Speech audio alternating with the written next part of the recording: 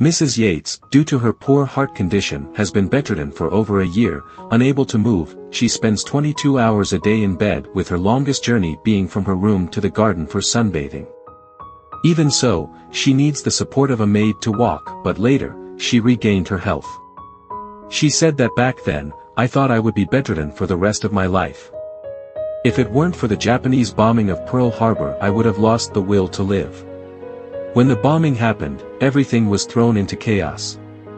A bomb fell near my house, shaking me off the bed. The army sent trucks to pick up the wives and children of Navy and Army personnel for shelter in schools. People from the Red Cross called those who had spare rooms, knowing I had a phone by my bed, asking if I was willing to make my home a communication center. So, I recorded the whereabouts of the Navy and Army personnel's wives and children, where they were staying now. The Red Cross would have those husbands call me to find their families. Soon, I found out my husband was safe, so I made an effort to encourage wives who didn't know if their husbands were alive or dead, and to comfort the widows. Many wives lost their husbands, with a total of 2,117 servicemen killed, and another 960 missing.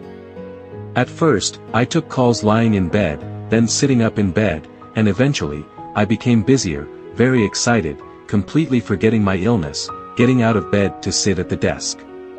Because helping those more pitiful than myself made me completely forget about myself, and I no longer had to lie in bed, except for the 8 hours of sleep each night.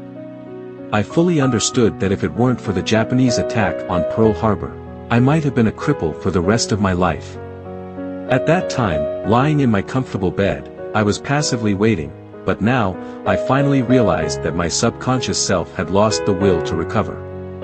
It was the Pearl Harbor incident that, in her subconscious, triggered a strong will to live and compassion in Mrs. Yates.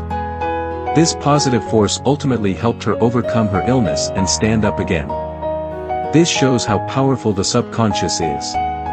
But now, our development of the subconscious is just the tip of the iceberg. Even for someone like Einstein, Da Vinci, or Edison, exceptional talents, they only use their subconscious to less than 2% of its power. Dr. Murphy, a master of the subconscious, said, "We must continuously speak with hope and expectation to our subconscious, so that the subconscious will make your life brighter, and your goals achieved." Life is limited, but potential is infinite.